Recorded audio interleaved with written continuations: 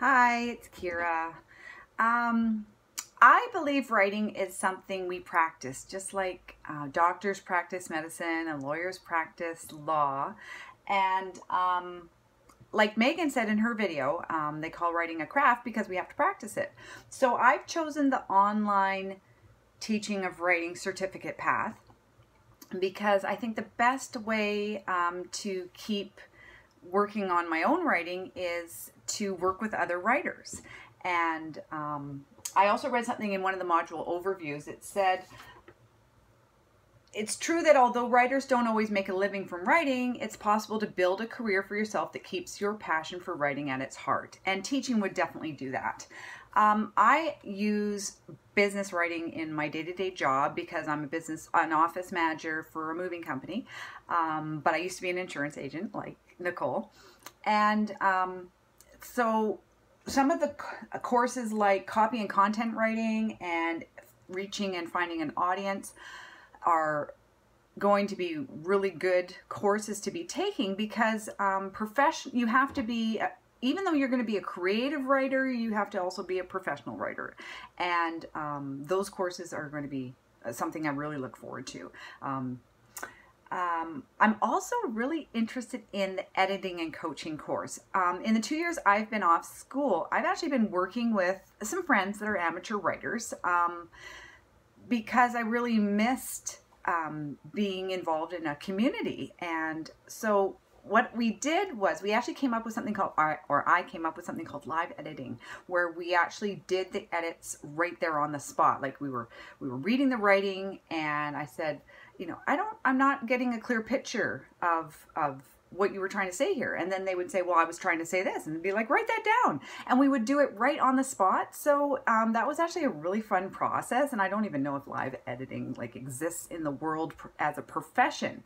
However, editing does, and doing this live editing work with another writer actually made me finally able to edit my own work, because then I could read my own work as though I was a third-party observer, just like I was sitting beside another writer.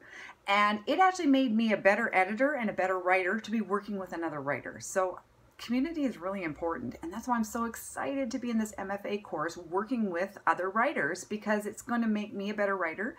And of course, eventually an extension of that is hopefully teaching it. Now, Megan said she possibly wanted to do the teaching path because she would get to work with other writers, helping them find their voice. And I totally connect with that as well, because I got so much satisfaction about working with these amateur writers, you know, friends of mine, because when their paragraph was so much better for us editing and talking about it, they just felt so accomplished. And I shared in that because I was the one kind of prompting them along. And something Nicole said that's interesting is about working from home. And I think online is the future. And maybe, I guess, just like Tiffany, our professor, I would like to have a career teaching writing at the college level. And I'd like to do it online teaching, so then I could continue to work from home, because currently as an office manager for a moving company, I get to work from home. If I could give any advice this early on, I'd say write your truth. And even Stephen King says the same thing. If you have an instinct about what your character, how your character would speak, and you type it, like say your character, you realize, because the story is in charge, you realize and the character, they form themselves sort of, and you realize your character has a potty mouth and would say an expletive, but your internal censor says, ooh, maybe I shouldn't say it that way, that's a little harsh, and you change it.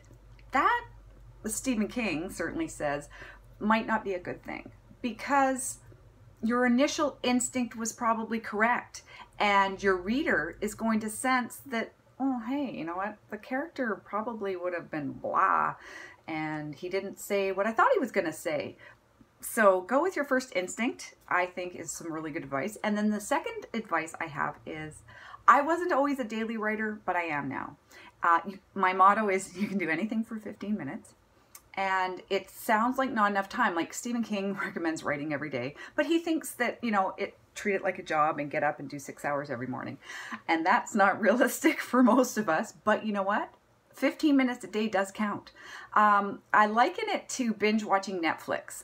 Say you want to like work your way through 6 seasons of a show on Netflix, and you don't have time to give up like 2 weeks of your life watching it all day, every day. But you can just watch 1 episode a day. Or even like half an episode a day. And then you can actually look forward to like, oh my goodness, I get to, like, especially if it's like a TV series that's a half-hour show, minus commercials, 22 minutes. You got 22 minutes, and you can actually look forward to that 22 minutes every day. And eventually you're on season 6 and you're like, holy crap, I just watched this 1 a day versus binge watching it all. And I feel like writing's the same way. You take 15 minutes, you set a timer, you start writing. You get to actually transport yourself into the world that you've created for 15 minutes. I usually go long a little bit, depending on what other time commitments I have.